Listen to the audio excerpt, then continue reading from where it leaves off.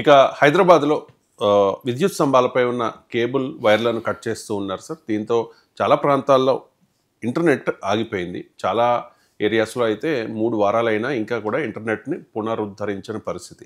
ఈ సమస్య సామాన్యులకు మాత్రమే కాదు సార్, సచివాలయానికి తప్పట్లేదు. సో సచివాలయంలో ఇంటర్నెట్ కట్ అయింది, కేబుల్స్ తెగిపోవడం వల్లే అంతరాయం, వివిధ శాఖల్లో నిలిచిన కార్యకలాపాలు అనే వార్తలను కూడా చూస్తూ ఉన్నాం. సో ఏంటి సార్ పరిష్కారం అండ్ ప్రమాదాల నివారణకు ఇంటర్నెట్ని ఆపాలా? నిన్న నేను బాధితుడిని. మా ఏరియాలో ఈ కేబుల్ వైర్స్ అన్నిటిని కట్ చేశారు. నా అనుభవం చెప్తాను, క్లాసిక్ కేస్ స్టడీ. మొత్తం ఇంటర్నెట్ ఆగిపోయేది. నిన్న మీరు కనుక చూస్తే నేను ఉదయం చేసిన ప్రోగ్రాంలో ఉన్న వీడియోలో పెట్టాను కనుక ఇంట్లో ఒక్క వీడియో రికార్డ్ చేయలే. నిన్న నా యూట్యూబ్ ఛానల్ చూడండి మీరు, నేను డైరెక్ట్గా చేసిన ఒక్క వీడియో లేదు. ఎందుకు? నో ఇంటర్నెట్, ఫోన్లు రావు, కనెక్షన్ డ్రాప్. ఏంటి అని స్టడీ చేయడం మొదలుపెట్టాను. First electricity assistant engineer phone చేశాను. అక్కడి నుంచి నా పరిశోధన మొదలైంది. తర్వాత Telangana southern power distribution corporation limited chairman and ఎండీకి ఫోన్ చేశాను, ముషరఫ్ అలీకు. Incidentally will my student also. అప్పటికీ నాకు అర్థం కాకపోతే బట్టి విక్రమార్కకి ట్రై చేశాను. విషయం అర్థమైంది ఏంటో, ఎందుకు చెప్తాను. ఆయన రాంచీలో ఉండడం వల్ల ఎంతో మాట్లాడలేకపోయాను. ఆయన పిఏకి ఫోన్ చేసి పిఎస్కు ఫోన్ చేశాను, శ్రీనివాస్కు. ఆయన నుండి సార్ ఇది ఓఎస్డి ఎనర్జీ చూస్తారు సార్ సురేందర్ రెడ్డి అంటే ఆయనకు ఫోన్ చేశాను. ఇక ఆయన సమాధానం చేస్తూ నాకే పిచ్చెక్కిపోయింది. పరిష్కారం లేక చీఫ్ సెక్రటరీ రామకృష్ణారావు గారికి ఫోన్ చేశాను. తర్వాత political adviser to chief minister Vem Narender రెడ్డికి ఫోన్ చేశాను. ఇంత స్టోరీ నా లైఫ్ నిన్న. ఎందుకు? నా కొరకు కాదు ఇష్యూ. హైదరాబాద్లో ఏం జరిగింది అనేది అర్థమయ్యడానికి, దాన్ని పరిష్కరించడానికి చేశాను. ఏంటిది అంటే ఇష్యూ ఒక జెన్యూన్ ప్రాబ్లం. కానీ మన గవర్నెన్స్ ఎంత దారుణంగా ఉంటుంది, పాలనా వ్యవస్థ. ప్రభుత్వాలు పెద్ద పెద్ద చదువులు చదివిన ఉన్నతాధికారులకు గ్రౌండ్ సిచ్యువేషన్ అనేది కనీసం కూడా తెలియదు. మానవీయత అనేది అసలు మొత్తానికే మర్చిపోయినంతానికి ఇది ఒక ఉదాహరణ. ప్రాబ్లం ఏంటి? జెన్యూన్ ప్రాబ్లం ఏంటి? హైదరాబాద్ నగరంలో 2000 కిలోమీటర్ల కేబుల్ వైరింగ్ ఉంది. కేబుల్ వైరింగ్ ఫర్ టీవీ కావచ్చు, మీకు అలాగే ఫర్ ఇంటర్నెట్ కావచ్చు, టెలిఫోన్ కావచ్చు. ఈ కేబుల్ వైరింగ్ ఇంటర్నెట్ అప్రాక్సిమేట్గా నేను చూశాను. Telangana cable and internet service provider welfare association president statement నాకు తెలీదు. ఆయన అన్న దాని ప్రకారం 2000 కిలోమీటర్ల కేబుల్ లైన్స్ ఉన్నాయి. సో ఎన్నెన్నో ఉండండి, 1000 కిలోమీటర్ కేబుల్ లైన్స్ ఉంటాయి. ఎందుకంటే ప్రతి ఇంట్లో కేబుల్ టీవీ అని ఉంటుంది, లేదంటే ఇంటర్నెట్ ఉంటుంది కదా. సో ఇంత ఉన్నప్పుడు ఏమవుతుంది అంటే, ఒకసారి నువ్వు కనెక్షన్ తీసేసి ఇంకో దగ్గరికి వెళ్ళిపోయావు అనుకోండి, ఆ వైర్ అలాగే ఉండిపోతుంది. వైర్ తెగిందనుకోండి, దాన్ని తేలు. అన్నిటికన్నా ముఖ్యంగా ఏమవుతుంది అంటే, వీళ్ళంతా ఎలక్ట్రిక్ పోల్స్ వాడతారు. దానికి ప్రాపర్ పర్మిషన్ తీసుకుంటారు, రెంటల్ కూడా కడతారు గవర్నమెంట్కు. కానీ అది రూల్స్ ఏం చెప్తున్నాయంటే, ఇప్పుడు మీకు road along the road side పోతే 18 మీటర్స్ ఎబో పెట్టాలి. ఎందుకంటే ఎవరికి తట్టుకోకూడదు. పెద్ద వెహికల్స్ పోతున్నా, నువ్వు పెద్ద వినాయక విగ్రహాలప్పుడు మనం చూసే అనుభవం. సో ఏదున్నా ఎత్తు మీద ఉండాలి. లేదు మీకు అక్రాస్ ద రోడ్ అయితే, ఒక సైడ్ నుంచి ఇంకో సైడ్ రోడ్ అయితే 20 మీటర్స్ ఉండాలి అట రూల్. కానీ వీళ్ళు ఏం చేస్తారంటే, ఆ పోల్ పై దాకా ఎక్కి కట్టక కిందికి కట్టేస్తున్నారు. కిందికి కట్టడం కొన్నిసార్లు కిందికి దిగిపోతుంది. దిగిపోయిన కనెక్షన్ వస్తుంది కనుక వాడు అటెండ్ కాడు, అది అలా ఊగుతూ ఉంటుంది. దానివల్ల ఏమవుతుందంటే ఈ ఎలక్ట్రిక్యూట్ అవుతారు. రామంతపురంలో జరిగిన ఇన్సిడెంట్ అదే. సో దీన్ని అడ్రస్ చేస్తానికి హైకోర్టుకి వెళ్తే, హైకోర్టు ఏమన్నదంటే లో హ్యాంగింగ్ కేబుల్ వైర్స్ అన్నిటిని తొలగించండి అని ఆదేశాలు ఇచ్చింది. ఏం చేయాలి? అసలు పరమానంద శిష్యులలాగా మన ప్రభుత్వాలు పనిచేస్తాయి.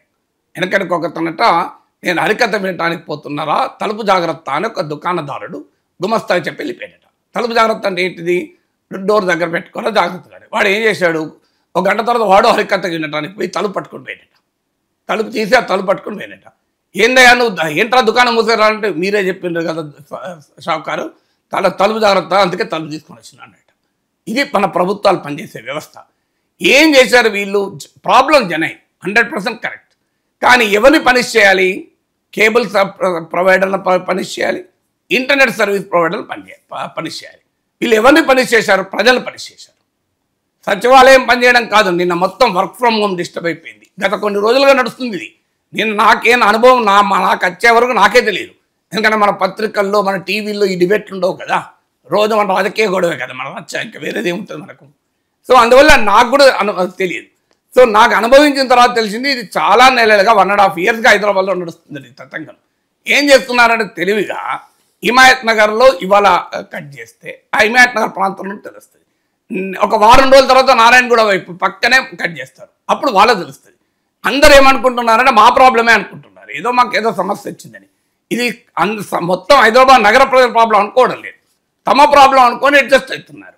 నిన్న వర్క్ ఫ్రమ్ హోమ్ ఎఫెక్ట్ అయింది. మొత్తం కంపెనీలు ఆఫీసులు మూతపడే పరిస్థితి. కంప్లీట్ హైదరాబాద్లో ఇంటర్నెట్ షట్ డౌన్. మీకు ఎవరిచ్చారు అధికారం ఇలా ఇంటర్నెట్ ఆపడానికి అని? మీకు ఇక్కడ లా అర్థం కావాలి. Amar Jain versus union of India కేసులో 2025, మీకు Anuradha Bhasin versus union of India కేసులో 2020. ఈ వీడియో చూస్తున్న ఐఏఎస్ అధికారులారా మీకు రాజ్యాంగం తెలుసుకోండి, చట్టం తెలుసుకోండి. నాకు ఎందుకంత నేను బాధ్యత చెప్తున్నాను. తర్వాత మీకు Fahima Shirin versus state of Kerala 2019. ఏం చెప్పింది కోర్టులు? నేను నిజంగానే హైకోర్టులో పిల్లేస్తే ఇవాళ ఐఏఎస్ అధికారులు జైలుకి వెళ్లాల్సి ఉంటుంది. ఫండమెంటల్ రైట్ వైలేషన్ది. ఎందుకంటే Fahima Shirin versus state of కేరళలో కేరళ హైకోర్టు ఏం చెప్పిందంటే ఇవాళ digital access, right to internet ఇది ఫండమెంటల్ రైట్. ఎందుకంటే రైట్ టు ప్రైవసీకి, రైట్ టు ఎడ్యుకేషన్కి లింక్ అయి ఉంది అని. ఇంకా ఆన్లైన్ క్లాసులు పోతాయి కదా లేకపోతే. తర్వాత 2020లో Anuradha Bhasin versus union of India కేసులో సుప్రీంకోర్టు ఏం చెప్పింది? సుప్రీంకోర్టు ఇచ్చిన తీర్పు ఏంటంటే ఇది right to freedom of expression article 19(1)A ప్రకారం right to pursue the business. నిన్నంతా ఆన్లైన్ బిజినెస్ మొత్తం దెబ్బతిన్నది. స్విగ్గీలు, జొమాటోలు ఆగిపోయాయి. మీకు ఈ ఆన్లైన్ బిజినెస్ అంతా దెబ్బతిన్నది. నిన్న తినాల్సిన దోశ నేను ఇవాళ తినా, నిన్న తినాల్సిన ఇడ్లీ ఇవాళ తినా కదా. సో దానివల్ల ఆర్టికల్ 19(1)G ప్రకారం right to the freedom of our business దెబ్బతిన్నది. తర్వాత మీకు Amar Jain versus union of India case 2025లో తాజా జడ్జిమెంట్లో సుప్రీంకోర్టు ఏమన్నది? ఇది రైట్ టు లైఫ్ అండ్ లిబర్టీకి సమానం ఈ భాగం అన్నది ఆర్టికల్ 21. ఇప్పుడు చెప్పండి, హైదరాబాదులో ప్రభుత్వ అధికారుల ఆదేశాల మేరకు ఇంటర్నెట్ కేబుల్ కట్ చేయడం వల్ల వైలేట్ అయినటువంటి ఫండమెంటల్ రైట్కు ఎవడు బాధ్యులు? అధికారులు ఏమంటారు? నేను వీళ్ళందరితో మాట్లాడితే ఏమంటారంటే అధికారులు, సార్ మరి ఈ కేబుల్స్ కిందికి దిగిపోయిన కేబుల్స్ వల్ల ప్రాణానికి ముప్పు కదా, అది కూడా రైట్ టు లైఫ్ కదా. ఎస్ కరెక్ట్, కానీ మీరు ఎలా సెట్ చేయాలి? నేను ఒక సజెషన్ ఇచ్చాను నిన్న. సార్ ఏం చేయాలి సార్? నెలల తరబడి చెప్తున్నాం, ఆ ఇంటర్నెట్ ప్రొవైడర్లు వింటలేరు అన్నారు. అంటే మీ రూల్ ఆఫ్ లా ఫెయిల్యూర్కు ప్రజలు బాధపడాలా? మీ చాతకాంతనానికి ప్రజలు బాధపడాలా? మీ గవర్నెన్స్ చాత కాకపోతే రిజైన్ చేసి వెళ్ళిపోండి. ఎందుకు చేయలేరు? నాకు అప్పేపండి, 24 గంటలు చేసి పెడతానన్నాను. ఎట్లా చేస్తారు సార్ అన్నారు. ఏమీ లేదు, I will simply put the internet service providers and cable provider behind the bars. ఇలా ప్రజలకు అసౌకర్యం కల్పిస్తున్నారు. Criminal negligence. ఆ ప్రభుత్వ ఆదేశాలు పాటించడం లేదు, గవర్నమెంట్ ఆదేశాలు పాటించకపోయి హక్కు పౌరునికి లేదు. తీసుకుపోయి లోపలేయండి, పోలీస్ స్టేషన్ పిలిచి రోజంతా కూర్చుని పెట్టండి. ఎందుకు కేబుల్ వైర్ పైకి కట్టడో చూద్దామన్నా. సార్ ఇది వేం నరేందర్ రెడ్డి అన్నాడు, political adviser to chief minister. చాలా ఇది మంచి ఐడియా సార్, మాకు ఇంతవరకు రాలేదు, డెఫినెట్గా ఇంప్లిమెంట్ చేస్తాం సార్. మీరు మమ్మల్ని ఇట్లా తప్పు చేసింది ఎవరు? మీకు తప్పు చేసింది కేబుల్ ప్రొవైడర్, తప్పు చేసింది ఇంటర్నెట్ సర్వీస్ ప్రొవైడర్. శిక్ష మాకెందుకు వేస్తామని నేను అడిగాను. ప్రజలకు శిక్ష వేసే అధికారం మీకు ఎవరు ఇచ్చారు? మీకు విచిత్రం చెప్తాను. ఓఎస్డి ఎనర్జీ టు బట్టి విక్రమార్క సురేందర్ రెడ్డి గారు, నేను ఒక ఫార్మర్ ఎమ్మెల్సీ, 2 టర్మ్ ఎమ్మెల్సీ, సమాజంలో ఎంతో కొంత గుర్తింపు ఉన్నవాడిని. ఆయన ఏమంటారు తెలుసా? మమ్మల్ని కాదు మీరు అడగాల్సింది, సార్ మీరు కస్టమర్ కదా ఆ ఇంటర్నెట్కు, ఆ ఎయిర్టెల్ వన్ యాక్టివ్ అని అడగండి. నేను ఆయన వాళ్ళ కస్టమర్ కాదు, మీకు ఓటర్, ఈ ప్రభుత్వాన్ని మేము ఎన్నుకున్నామయ్యా ప్రజలమన్నా, వాళ్ళు అడగండి. మరి వాళ్ళు ఇంటలేరు. ఇది ఇంత ఇర్రెస్పాన్సిబుల్, బాధ్యతారహితమైన సమాధానం deputy chief minister and power minister Bhatti Vikramarka OSD to energy professor K నాగేశ్వర్కి ఇచ్చిన సమాధానం. నేను బట్టి విక్రమార్క గారు దొరకలే, నాకు ఆయన ఫోన్ లిఫ్ట్ చేయరు. సో ఇది పరిస్థితి ఏంటి? Principal secretary to power Naveen Mittal phone lift చేయలే. ఇది నాకే పరిస్థితిలో సామాన్యుడు ఎవరికి చెప్పుకోవాలి? ఎవరు సామాన్యుడు పరిస్థితి ఏంటి? ప్రజలకు ప్రభుత్వానికి మధ్య ఇంత గ్యాప్ ఎందుకు ఉండాలి? ప్రజాప్రభుత్వం, ప్రజాపాలన రోజు రేవంత్ రెడ్డి మనకు చెప్తున్నాడు కదా, ఇదేనా ప్రజాపాలన? ఒక ప్రజాప్రతినిధి ఒక ఉన్నతాధికారికి ఫోన్ చేస్తే మాజీ ప్రజాప్రతినిధి కావచ్చు నేను, నాకే ఆన్సర్ లేకపోతే ఇది ప్రజాపాలన ఎట్లయితుంది, అది ప్రజాభవన్ ఎట్లయితుంది, ప్రగతి భవన్. దీనికి ఆన్సర్ చెప్పాలి కదా. అండ్ సీరియస్లీ నేను ఇంత అనుభవించాను నిన్న. ఆఖరికి అదే ఓఎస్డి టు ఎనర్జీ కన్నా చాలా రేట్లు ఎక్కువ కదా Ravishankar, chief secretary, senior most IAS officer. ఆయన ఎంత గొప్పగా వస్తుంది, professor I will definitely look in to it professor అన్నాడు. నిజంగా అనిపించింది ఇట్లాంటి అధికారులు ఉన్నారు కనుక ఇంకా కాస్త ప్రభుత్వాల మీద మాకు గౌరవం ఉంది అని. సో ఐ సెల్యూట్ రామకృష్ణరావు, ఇది చీఫ్ సెక్రటరీ. ఇదే గవర్నమెంట్లో ఉన్న అధికారుల గురించి చెప్పాను, వేరే వాళ్ళు కాదు కదా. నవీన్ పెట్టలేదు, ఆయన ఎలాగో రెస్పాండ్ కాదు, నాకు ముందు తెలుసు, నేను ఎమ్మెల్సీ ఉన్నప్పుడు చనిపోను నాకు. So chief secretary was so kind enough. తర్వాత నేను వేం నరేందర్ రెడ్డి చేశాను పొలిటికల్ సెక్రటరీ. ఈ was also very very cordial. Sir మీరు మా దృష్టి కూడా వచ్చింది సార్ ఈ ప్రాబ్లము, నేను తప్పనిసరిగా దీన్ని అడ్రస్ చేస్తాను సార్ అని నిన్న ఈవినింగ్ 4:30కి సర్వీస్ ప్రొవైడర్ల జిఎంలందరినీ పిలిపించారు. సో ఇమీడియట్గా అడ్రస్ చేస్తాం సార్, రెస్టోర్ చేస్తామన్నారు. నిన్న నైట్ 11:30 వరకు రెస్టోర్ అయింది. నేను ఎందుకు చెప్తున్నా అంటే ఈ ప్రాబ్లం ఇంతవరకు దీన్ని ఎందుకు వచ్చింది, అరే దీనికి అర్థం ఏంటి? సింపుల్గా మీరు పనిష్ చేయాల్సింది ఒకరినైతే మమ్మల్ని ఎందుకు పనిష్ చేస్తారు? మా ఫండమెంటల్ రైట్ ఎందుకు తీస్తారు?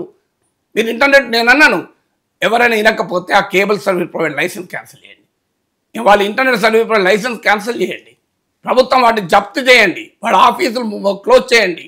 మీకు అధికారాలు లేవా? ప్రజలకు పబ్లిక్ సేఫ్టీ, ప్రజల భద్రతకు ముప్పు తెస్తున్న వాళ్ళ మీద చర్యలు తీసుకోండి. వాళ్ళ మీద చర్యలు తీసుకునే చేతకాక మా మీద ఎందుకు పెడతారు? ఇందులో ఇంకో తిరక్కాస్తుంది. ఈ ప్రాసెస్లో లాభపడ్డది ముఖేష్ అంబానీ. విచిత్రం తెలుసా? ఎందుకు? జియో వారికి చాలా చోట్ల సొంత పోల్స్ ఉన్నాయి, ఎలక్ట్రిక్ పోల్స్ కట్టరు వాళ్ళ ఎవరు కట్ చేయలే. నిన్న నేనే జియోకి షిఫ్ట్ అవుతానని చూశాను. అంటే ఇది ఏంటి, మీరు అంబానీల వ్యాపారం పెంచడానిక? అంటే నేను ఈ రాజకీయ ఆరోపణ చేయడం లేదు, వాస్తవం కాదు ఇది. కానీ అనుమానం రాదా? అంటే మీరు హైదరాబాద్ నగర ప్రజల్ని ఎయిర్టెల్ యాక్ట్ కన్స్యూమర్స్ని కాస్త జియో కన్స్యూమర్గా మార్చారా? మీకు ఎవరిచ్చారండి అధికారం? ఇది గుత్తాధిపత్యాన్ని కాదు, ఏదా డియోపోలి ట్రయోపోలితో ఇప్పటికే చచ్చిపోతుంది టెలికాం రంగంలో. అంటే అందరూ వెళ్ళి జియోకి మారాలా? మీరు చేసిన నిర్వాహకం వల్ల విద్యుత్ శాఖ చేసింది 100కి 110% కరెక్ట్. ఎందుకంటే కిందికి హ్యాంగ్ అవుతున్న కేబుల్స్ ఖచ్చితంగా ప్రమాదాలకు కారణమవుతున్నాయి. వాటిని నివారించడానికి శిక్షించాల్సింది ప్రజల్ని కాదు. మంచం కన్నా పొడుగుంటే కాళ్ళు నరికేసుకోడు ఎవడు కూడా, పెద్ద మంచం తెచ్చుకుంటాడు. అంటే what is the problem, what is the solution? ఇంత పెద్ద పెద్ద ఐఏఎస్ అధికారులు ఉంటారు, ఉన్నతాధికారులు ఉంటారు, గ్రూప్ 1 చేయని అధికారులు ఉంటారు. ఏం తెలియదా మీకు ప్రజల కష్టాలు? ప్రజలను ఎందుకు శిక్షిస్తారు ప్రభుత్వం అనేది నా ప్రశ్న.